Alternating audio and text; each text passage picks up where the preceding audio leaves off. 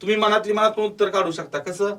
तर लक्षात ठेवा, हे जानेवारीचे शिल्लक दिवस आणि पहिल्या महिन्याचे शिल्लक दिवस आणि शेवटच्या महिन्याचे तारखेपर्यंतचे दिवस, आणि जे मधले महिने आहेत ना त्याला एसनो जून मध्ये बसला तर 2 आणि नाही बसला तर 3. एसनो जून म्हणजे 30 दिवसांचे महिने असतात 4. हे दोन दिन विशेष जर तुम्हाला माहित नसतील तर तुम्हाला कितीही चांगलं, लक्षात ठेवा, कितीही चांगलं कॅल्क्युलेशन येत असेल, कितीही चांगलं, तरी तुम्ही उत्तर नाही काढू शकत. लक्षात. लीप वर्ष कसं ओळखायचं? सिंपल, की 4 न भाग जाणारं वर्ष लीप वर्ष असतं.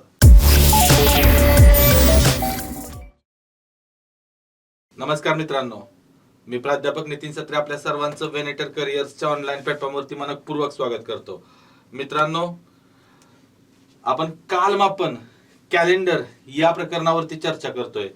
पाठीमागच्या सेशन मध्ये आपण महिन्यांवर आधारित असणारे प्रश्न आणि त्याच्या अगोदर दिवसांवर आधारित असणारे प्रश्न पाहिले होते.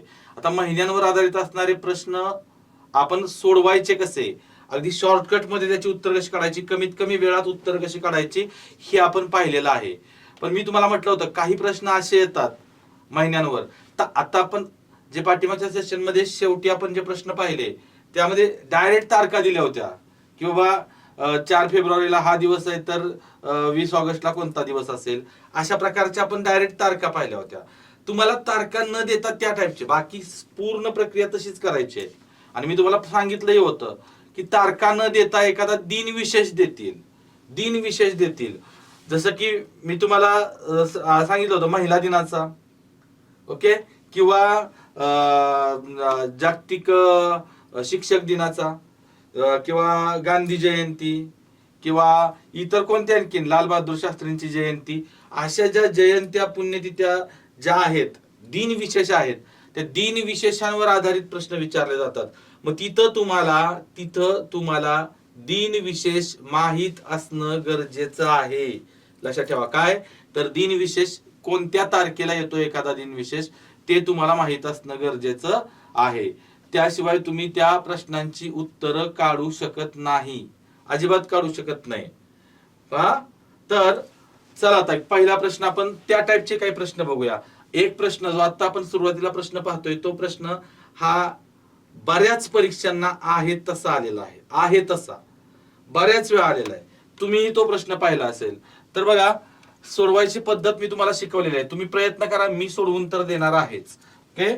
तर प्रश्न असा आहे बघा की 2024 या वर्षातील प्रजासत्ताक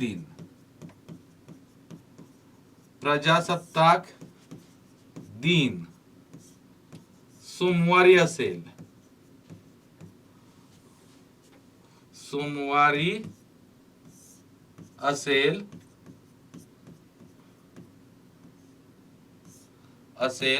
तर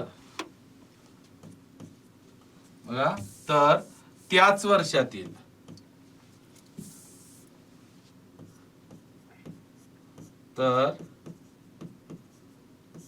वर्षातील स्वातंत्र्य दिन कोणत्या दिवशी असेल?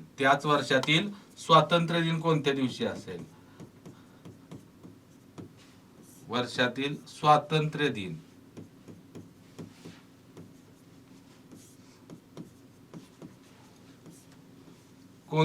असेल? आता इथं तारीख नाही सांगायची आपल्याला, वार काढायचे. तारीख तर आपल्या सर्वांना माहित असतेच, आणि ज्याला कुणाला ही तारीख माहित नाही ना त्याला भारतात राहण्याचा अधिकार नाही. लक्षात ठेवा. या तारखा ज्यांना माहित नाहीत त्यांनाच, की प्रजासत्ताक दिन कधी असतो, स्वातंत्र्य दिन कधी असतो, ह्या तारखा माहित असल्या पाहिजेत किमान या, कारण हे आपले राष्ट्रीय सण आहेत. लक्षात ठेवा. ओके. तर आता वर्ष दिलंय त्यांनी, वर्ष कोणतं दिलंय बघा, 2024 हे वर्ष दिलंय. आणि त्या वर्षातील प्रजासत्ताक दिन कधी असतो? करेक्ट, 26 जानेवारी. कधी असतो? 26 जानेवारीला प्रजासत्ताक दिन असतो, बरोबर. आणि स्वातंत्र्य दिन कधी असतो? स्वातंत्र्य दिन 15 ऑगस्टला असतो. प्रजासत्ताक दिन 26 जानेवारीला. मग आता उदाहरणात दिलेली माहिती काय लक्षात ठेवा, तर 26 जानेवारी ही उदाहरणात दिलेली माहिती आहे. 26 जानेवारी 2024 ला कोणता वार दिलाय त्यांनी? सोमवार दिलाय. कोणता वार दिलाय? सोमवार. करेक्ट. आणि विचारलाय कधीचा? स्वातंत्र्य दिन म्हणजे 15 ऑगस्ट 2024. 15 ऑगस्ट 2024 या दिवशीचा वार विचारलाय. लक्षात ठेवा, या दिवशीचा वार विचारलाय. मग मी तुम्हाला सांगितलं, तुम्ही मनातली मनात पण उत्तर काढू शकता. कसं? तर लक्षात ठेवा, हे जानेवारीचे शिल्लक दिवस आणि पहिल्या महिन्याचे शिल्लक दिवस आणि शेवटच्या महिन्याचे तारखेपर्यंतचे दिवस, आणि जे मधले महिने आहेत ना त्याला एसनो जून मध्ये बसला तर 2 आणि नाही बसला तर 3. एसनो जून म्हणजे 30 दिवसांचे महिने असतात 4, बरोबर. 30 दिवसांचा महिना असेल तर 2 आणि 31 दिवसाचा महिना असेल तर 3 दिवस पुढे पकडायचे त्याला, बरोबर. मग ते लक्षात कसं ठेवायचं, तर 30 दिवसांचे टोटल 4 महिने आहेत. ते आपण त्याला ट्रिक तुम्हाला मी सांगितली, टेक्निक काय, तर एसनो जून, एप्रिल सप्टेंबर नोव्हेंबर आणि जून. एसनो हे 2 शब्द लक्षात ठेवायचे, एप्रिल सप्टेंबर नोव्हेंबर आणि जून, एवढे 4च महिने फक्त 30 दिवसांचे आहेत. 7 महिने 31 दिवसांचे असतात, ते लक्षात ठेवायची गरज नाही. एसनो जून मध्ये नाही बसला तर तो 31 चा असतो, बरोबर. आणि फेब्रुवारी फक्त काय असतो, 28 किंवा 29. ओके, ते वर्षांवर डिपेंड असतं. आता 2024 हे वर्ष आहे. 2024 हे वर्ष लीप वर्ष आहे का सामान्य वर्ष आहे? तर लीप वर्ष आहे. करेक्ट, लीप वर्ष आहे. मग लीप वर्षातील फेब्रुवारी महिना कितीचा असतो? 29 चा. आणि इतर सामान्य वर्ष असतात त्यामध्ये कितीचा असतो?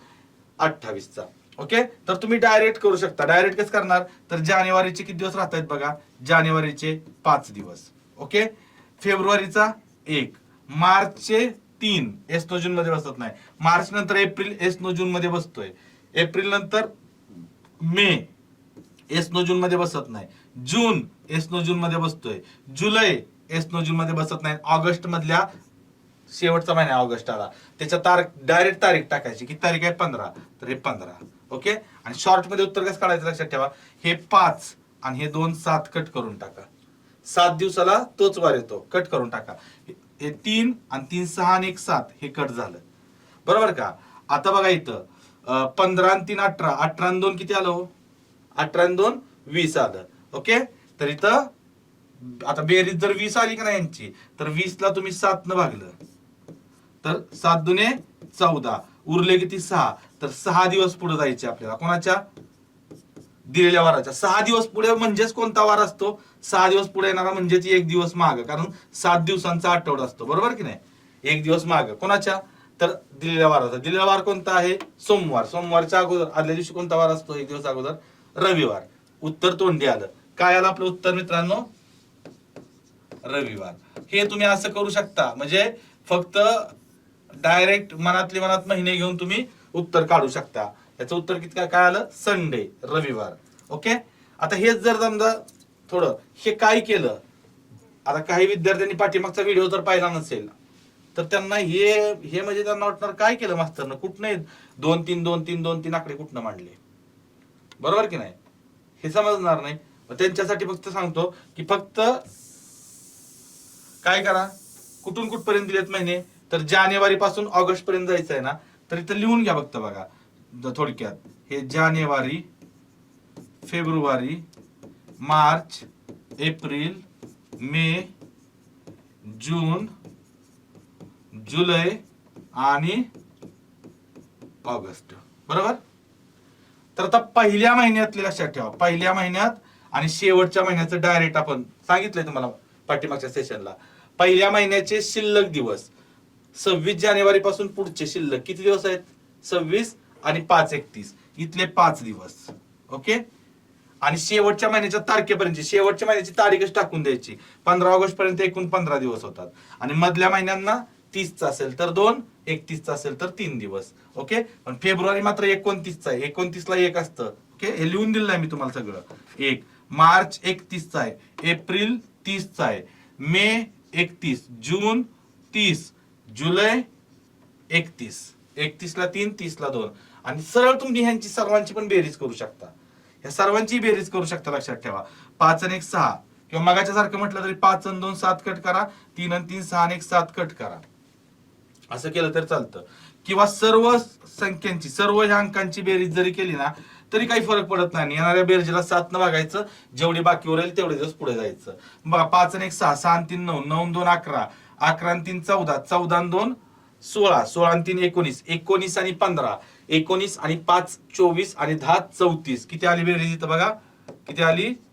34. बरोबर की नाही? ही 34 बेरीज आली का नाही? तर ह्या 34ला काय करायचंय? 7 न भागायचं. 7च्या पड्यात 7 5 35 मोठं होतंय, मग 7 चोक 28. 34 मधून 28 गेलं, किती राहिलं? 6 दिवस पुढे जायचं. लक्षात ठेवा, 6 दिवस पुढं म्हणजेच 1 दिवस पाठीमागं असतं. किंवा 6 दिवस पुढे जर तुम्ही जाऊन पाहिलं, सोमवारच्या बघा, मंगळवार, बुधवार, गुरुवार, शुक्रवार, शनिवार आणि रविवार. रविवार येतो की नाही? 6 दिवस पुढे म्हणजेच 1 दिवस पाठीमागं. किंवा 5 दिवस पुढे जायचं असलं तर 2 दिवस पाठीमागं जायचं. हे तुम्हाला मी सांगितलंय का? तर सोयीचं पडतं, कमी त्रासाचं होतं ते.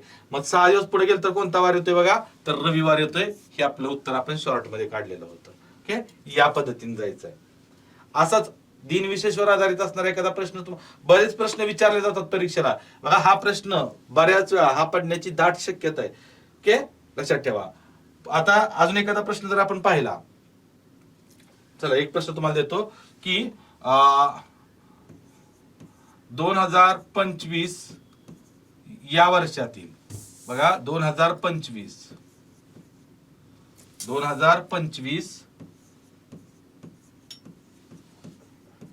या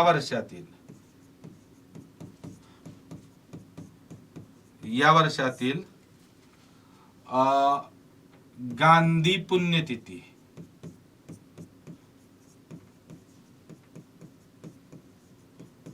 गांधी पुण्यतिथी गुरुवारी असेल,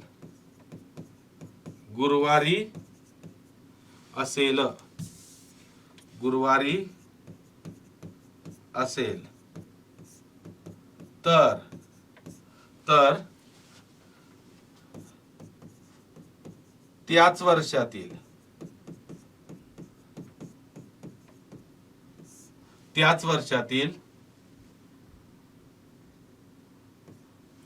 वर्षातील महात्मा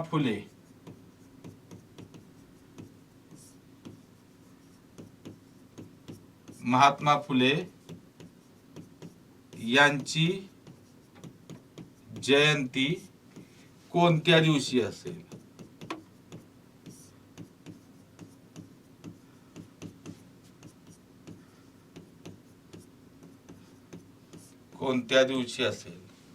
प्रयत्न करा.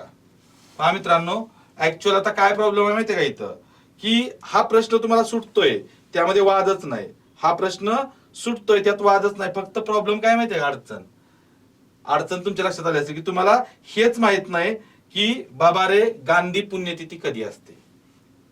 आठवतंय का? बघा, गांधी पुण्यतिथी, गांधीजींची हत्या कोणत्या दिवशी झाली होती? नथुराम गोडसे यांनी हत्या केली होती, तर ती कोणत्या दिवशी झालेली होती हे तुम्हाला माहित असणं गरजेचं आहे. ओके ओके, ठीक आहे. तर बघा, आता इथं प्रॉब्लेम काय होतो माहिती आहे इथं, की तुम्हाला जर समजा गांधी पुण्यतिथी कधी हेच माहित नसेल किंवा दुसरं काय दिलं, महात्मा फुले यांची जयंती, ह्या दोन दिन विशेष जर तुम्हाला माहित नसतील तर तुम्हाला कितीही चांगलं, लक्षात ठेवा, कितीही चांगलं कॅल्क्युलेशन येत असेल, कितीही चांगलं, तरी तुम्ही उत्तर नाही काढू शकत. लक्षात ठेवा, तुम्ही उत्तर नाही काढू शकत. कसं काय नाही उत्तर काढू शकत? तर तारखाच माहित नाहीत ना तुम्हाला ह्या. तर लक्षात ठेवा, गांधी पुण्यतिथी, महात्मा गांधीजींची पुण्यतिथी कधी असते? तर 30 जानेवारी 1948 रोजी. लक्षात ठेवा, 30 जानेवारी 1948 रोजी नथुराम गोडसे यांनी काय केली? गोळी झाडून हत्या केली होती. कोणाची? महात्मा गांधीजींची. तर 30 जानेवारी गांधी पुण्यतिथी. लक्षात ठेवा. म्हणजे काय म्हटलं इथं? 2025. वर्ष कोणतं आहे? तर वर्ष आहे 2025च. ओके, त्यातलं 30 जानेवारी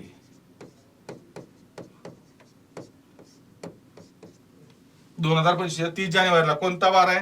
गुरुवार आहे. तर आता महात्मा गांधीजींची पुण्यतिथी आणि महात्मा फुलेंची जयंती म्हटलंय बरं का, महात्मा गांधीजींची नाही, महात्मा फुलेंची म्हटलंय. मग महात्मा फुलेंची जयंती कधी असते हो? तेही माहित असलं पाहिजे. महात्मा फुलेंची जयंती लक्षात घ्या 11 एप्रिल.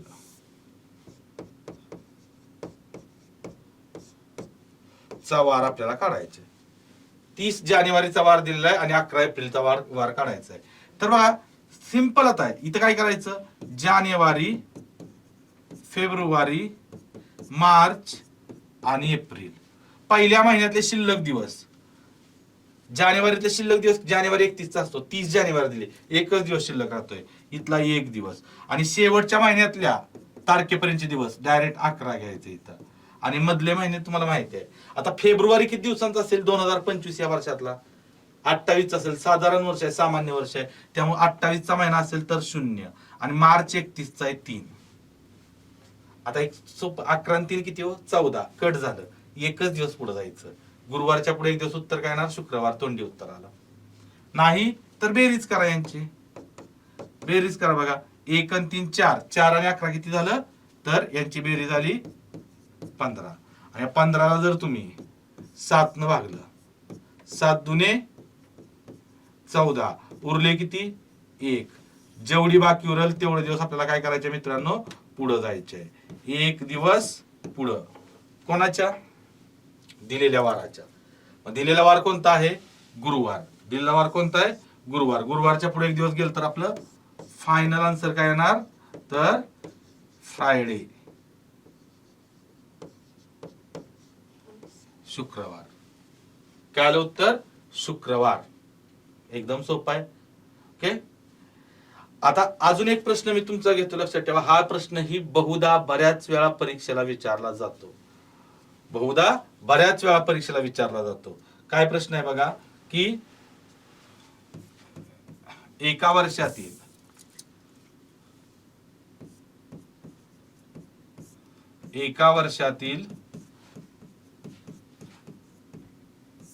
शिक्षक दिन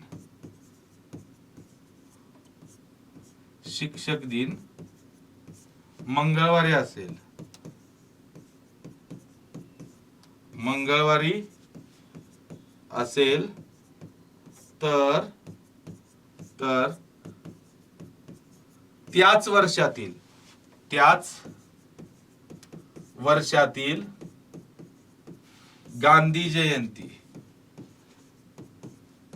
गांधी जयंती कोणत्या दिवशी असेल?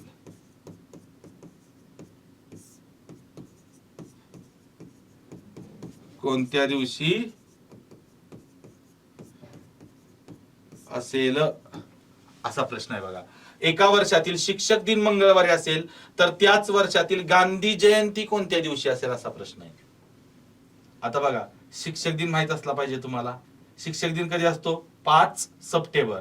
आणि जर आंतरराष्ट्रीय शिक्षक दिन म्हटलं तर तो 5 ऑक्टोबरला असतो. लक्षात ठेवा, हे लक्षात असू द्या.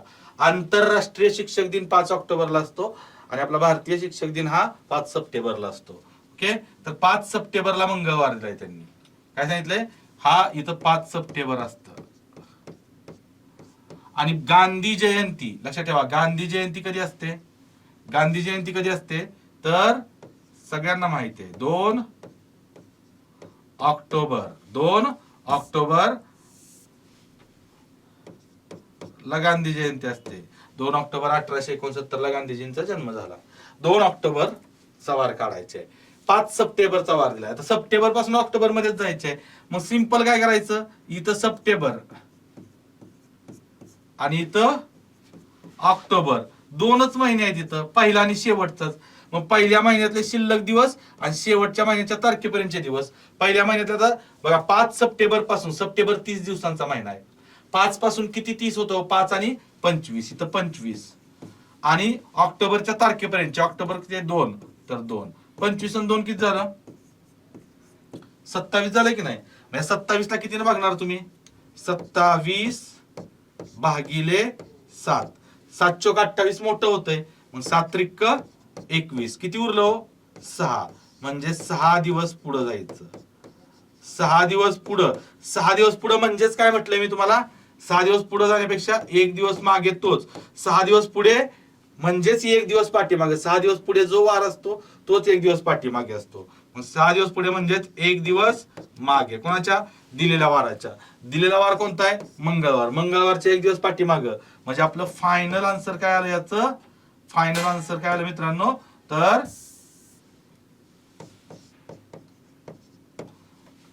सोमवार.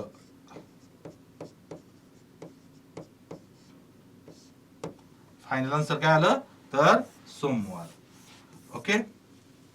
म्हणजे तुमचा महिन्यांवरचे तर क्लिअर झालेच प्रश्न, पण महिन्यांव्यतिरिक्त मी तुम्हाला महिन्यांवरचेच प्रश्न पण डायरेक्ट तारखांना देतात ते काय देतील? दिन विशेष देतील. दिन विशेषवर विचारले जाणारे प्रश्न तुम्ही या पद्धतीनं सोडवू शकता. या पद्धतीनं सोडवू शकता. ओके. म्हणजे आपलं आता काय काय झालं लक्षात घ्या. तर दिवसांवरचे प्रश्न आणि महिन्यांवरचे प्रश्न क्लिअर झाले. दिवसांवरचे प्रश्न आणि महिन्यांवरचे प्रश्न क्लिअर झाले. आता शेवटचाच आपला एक पॉईंट कोणता राहिलाय? तर वर्षांवर आधारित असणारे प्रश्न. बरोबर? वर्षांवर. आता ते आपण थोडक्यात बघूया. वर्षांवर आधारित असणारे प्रश्न कसे सोडवायचे. ओके. तर बघा आता आता काही गोष्टी तुम्हाला माहिती आहेत. काही गोष्टी तुम्हाला माहित आहेत वर्षांच्या संदर्भात. म्हणजे दिवस आणि महिने संपले तर दिवसांचा जो आहे ना 7 न भागायचं, बाकी उरेल तेवढे दिवस पुढे जायचं किंवा पाठीमाग जायचं. ती संकल्पना, ती कॉन्सेप्ट आपल्याला प्रत्येक ठिकाणी वापरावीच लागते. वापरावी लागते. आता वर्षांवर आधारित असणारे प्रश्न सोडवण्यासाठी सुरुवातीला आपण आपल्याला कोणकोणत्या गोष्टी माहीत असणं गरजेचं आहे ते पाहणार आहोत. कोणकोणत्या गोष्टी आपल्याला माहीत असणं गरजेचं आहे? तर पहिल्यांदा तुम्हाला वर्षांचे प्रकार माहीत असणं गरजेचं आहे. बघा आता वर्षांचे प्रकार. वर्षांचे प्रकार म्हणजे वर्षांचे किती प्रकार असतात? जसे महिन्यांचे प्रकार आपण दिवसांवर आधारित ठरवले. 28 दिवसांचे महिने, 29 दिवसांचे महिने, 30 दिवसांचे महिने आणि 31 दिवसांचे महिने, असे 4 प्रकार.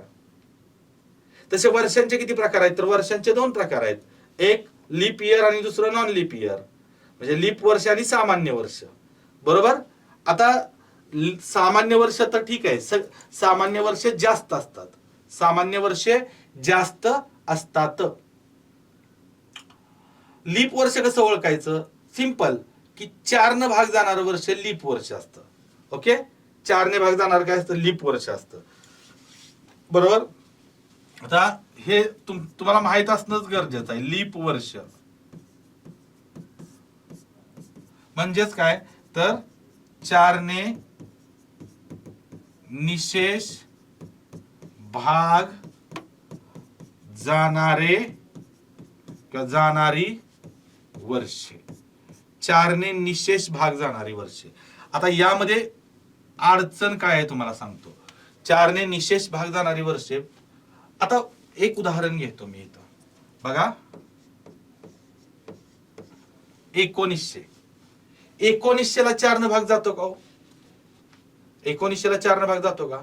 आपल्याला नाही असं वाटतं, पण 1900 ला 4 न भाग जातो. लक्षात ठेवा. बघा 4 न निशेष भाग जातोय का? आपण निशेष म्हणजे बाकी शून्य उरते का आपण बघणार आहोत. 4 न भाग देऊया आपण. ओके. बघा 4 चोक 16, उरले किती? 3. वरतून घेतलं हे 0. 4 सत्ता 28, उरले 2. वरतून घेतलं हे 0. 4 पंचे 20, उरले किती? 0. बघा बाकी शून्य उरते म्हणजे निशेष भाग जातोय किंवा पूर्ण भाग जातोय. 1900 ला 4 न पूर्ण भाग जातोय, पण 1900 हे लीप वर्ष नाही. लक्षात ठेवा. 1900 हे कसलं वर्ष आहे? तर 1900 हे सामान्य वर्ष आहे. कसले? सामान्य वर्ष आहे. लक्षात ठेवा. कोणतं? 1900. आता तुम्ही म्हणणार इथं तर स्पष्ट लिहिलंय 4 ने निशेष भाग जाणारी वर्षे. मग हे आपल्याला कायम लक्षात. ह्याच्यावरती प्रश्न विचारले. या पॉइंट वरती खालीलपैकी लीप वर्ष कोणते? ते 1900 दिलंय.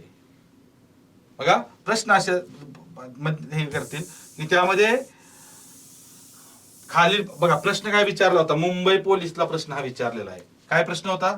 तर खालीलपैकी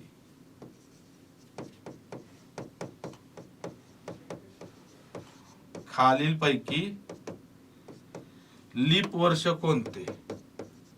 लीप वर्ष कोणते? आणि ऑप्शन कसे होते बघा. 1 1600, 2 1800, 3 1900 आणि 4 सर्व. असा प्रश्न परीक्षेला येऊन गेलेला आहे. असा प्रश्न परीक्षेला येऊन गेलेला आहे. बरेच विद्यार्थी या प्रश्नाचं उत्तर सर्व लिहितात. का तर या सर्वच्या सर्व वर्षांना 4 ने भाग जातो. कारण 4 ची कसोटी काय आहे तुम्हाला सांगतो. 4 ने भाग जाण्याची कसोटी काय आहे तर शेवटच्या 2 अंकांनी बनलेली संख्या, शेवटच्या 2 अंकांनी बनलेली संख्या 4 च्या पटीत असेल किंवा शेवटी 2 शून्य असतील तर 4 ने निशेष भाग जातोच. जातोच च लावतोय मी पुढं. बघा 4 ची कसोटी काय आहे तर शेवटच्या 2 अंकांनी मिळून बनलेली संख्या, उदाहरणार्थ 1932, शेवटच्या 2 अंकांनी बनलेली संख्या 32 आहे. तर ह्या 19 इथं 32 ला 4 ने भाग जातोय ना, तर 1932 ला 4 ने भाग जातो. हे लीप वर्ष आहे, हे लीप वर्ष आहे, लक्षात ठेवा. किंवा 1912, शेवटच्या 2 अंकांनी बनलेली संख्या 12, 4 ने निशेष भाग जाणारी संख्या आहे, बरोबर. तर 1912 ला 4 ने भाग जातो, ते लीप वर्ष आहेच. म्हणजे शेवटच्या 2 अंकांनी बनलेली संख्या जर 4 च्या पटीत असेल किंवा 4 ने भाग जाणारी असेल तर त्या संपूर्ण संख्येला 4 ने निशेष भाग जातो. किंवा शेवटी 2 शून्य असतील तरी सुद्धा 4 ने भाग जातो.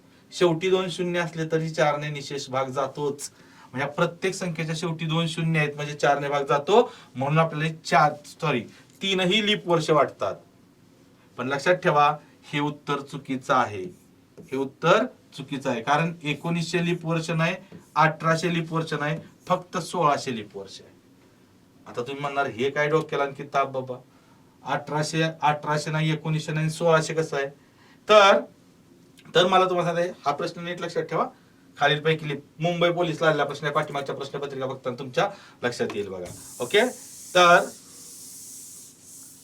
आता 4 ने निशेष भाग जाणारी वर्षे आणि महत्वाचं आहे बघा, आणि 400 ने भाग जाणारी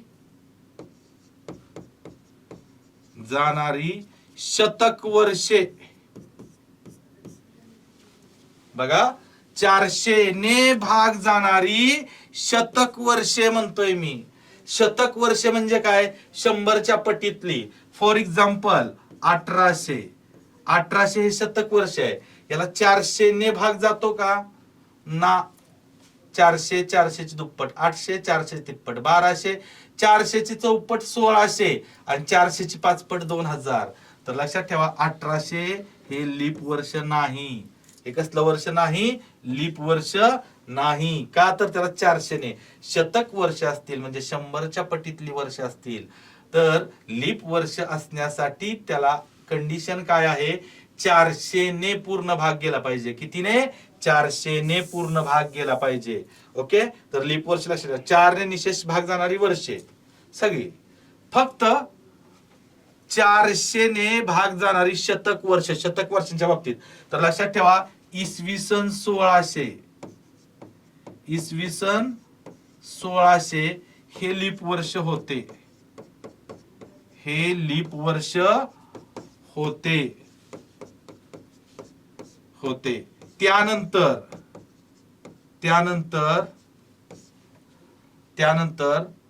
2000 हे शतक वर्ष लीप वर्ष होते. बघा मी काय इथं लिहितो, ह्या नोट्स महत्वाच्या आहेत. याच्यावरती अगोदर प्रश्न विचारला, यापुढे प्रश्न विचारला आहे. इसवी सन 1600 हे लीप वर्ष होतं. कसलं, शतक. त्यानंतर म्हणजे मला ह्या वाक्याचा अर्थ काय माहिती आहे का, या वाक्याचा अर्थ लक्षात ठेवा 1700, 1800, 1900 ही लीप वर्षे नव्हती. ही लीप वर्षे नव्हती तर ती सामान्य वर्ष होती. लक्षात ठेवा कोणती, 1700, 1800 आणि 1900 ही लीप वर्ष नव्हती, ती सामान्य वर्ष होती. कसली वर्ष होती? सामान्य वर्ष होती. 1600 नंतर डायरेक्ट 2000. आता 2000 नंतर 2100 हे लीप वर्ष नसणार, 2200 पण नसणार, 2300 पण नसणार, डायरेक्ट 2400. तुम्ही आम्ही बघू शकणार नाही ते शतक वर्ष, लक्षात ठेवा. शक्यच नाही. माणूस कटाकटी 70-80 वर्ष जगतोय आता. ओके, ते 70-80 वर्ष जगणं म्हणजे पण नशिबाने भेटतंय तेवढं आयुष्य, बरोबर की नाही? 300-400 वर्ष जगणार नाही आपण. तर आता 2000 नंतर डायरेक्ट 2400 हेच लीप वर्ष शतक वर्षाच्या बाबतीत. ओके, आणि मग इतर जे आहेत, आता 2024 हे लीप वर्ष आहे का? 2024 तर ह्याला 4 ने भाग जातोय. हे काही शतक वर्ष नाही. 2024, 2028, त्याच्या अगोदर 2020, त्यानंतर 2032 ही लीप वर्ष आहेत, लक्षात ठेवा. 2016, 2012, 2008, 2004 यांच्या बाबतीत काही नाही. पण शतक वर्षांच्या बाबतीत 1600 लीप वर्ष होतं. त्याच्यानंतर डायरेक्ट कोणतं? 2000. 1600च्या अगोदर कोणतं असणार? 1200. 1200च्या अगोदर 800, इसवी सन 800, इसवी सन 400 असे होते, लक्षात ठेवा. तर ते 1200 नंतर 1300, 1400, 1500 ही लीप वर्ष नव्हती. ओके, या नोट्स तुमच्याकडे असणं गरजेचं आहे, महत्वाचं आहे. ह्याच्यावरती लक्षात ठेवा, ह्याच्यावरती स्पेशली प्रश्न विचारले जातात. याच्यावरती स्पेशली प्रश्न विचारले जातात. ओके, तर तुम्हाला फक्त लीप वर्षाच्या बाबतीत एक प्रश्न पण आपल्या इथं क्लिअर झाला. आता आपल्याला काय बघायचं आहे? लीप वर्ष आणि सामान्य वर्ष यावर आधारित असणारे प्रश्न आपल्याला बघायचे आहेत, बरोबर? तर लीप वर्षावर आणि सामान्य वर्षावर किंवा वर्षांवर आधारित असणारे प्रश्न अगदी शॉर्टकटनं कमीत कमी वेळात मी तुम्हाला सांगतो. तुम्हाला मी दोन्ही मेथड सांगणार. डिटेल मेथड पण महत्वाची आहे. का महत्वाची आहे ते तुमच्या नंतर लक्षात येईल. कारण कधी कधी काय होतं, फक्त शॉर्टकटवर जो अवलंबून असतो का नाही, शॉर्टकटने त्याचं उत्तर 5 ते 10 सेकंदात निघतं. तुम्हाला 25 वर्षानंतरचा वार काढायचा आहे, 30 वर्षानंतरचा वार काढायचा आहे, तुम्हाला 5 ते 10 सेकंदात उत्तर कसं काढायचं तेही मी सांगणार. पण त्याचबरोबर तुम्हाला मी डिटेल मेथड पण सांगणार आहे. कारण ज्याला फक्त शॉर्टकट मेथड येते ना, त्याला अडवण्याचं काम सुद्धा प्रश्नपत्रिका काढणारे करतात, लक्षात ठेवा. काही काही प्रश्न असे असतात की ते ज्याला डिटेल मेथड माहिती आहे त्यालाच त्याचं उत्तर काढता येतं. असेही प्रश्न विचारले जाऊ शकतात. असेही प्रश्न विचारले जाऊ शकतात परीक्षेला. ते कसे आहेत ते पुढे तुम्हाला लक्षात येईल. ओके, तर आजच्या सेशन मध्ये आपण इथंच थांबतोय. या सेशन मध्ये आपण इथंच थांबतोय. आपल्याला वर्षांवर आधारित असणारे प्रश्न नेक्स्ट सेशन मध्ये, पुढच्या सेशन मध्ये आपल्याला पाहायचे आहेत. आणि मला खात्री आहे की हा व्हिडिओ तुम्हाला आवडला असेल. व्हिडिओ आवडला असेल तर नक्की लाईक करा. आपला चॅनल सबस्क्राईब केला नसेल तर चॅनल सबस्क्राईब करा. बेल आयकॉन दाबा, जेणेकरून प्रत्येक व्हिडिओचं नोटिफिकेशन तुम्हाला तुमच्या मोबाईलवरती अगोदरच येऊन जाईल. ओके, तर चला आता पुढच्या सेशन मध्ये आपण नवीन भागामध्ये वर्षांवर आधारित असणारे प्रश्न घेऊन येणार आहोत. आता या भागामध्ये आपण इथंच थांबतोय. धन्यवाद.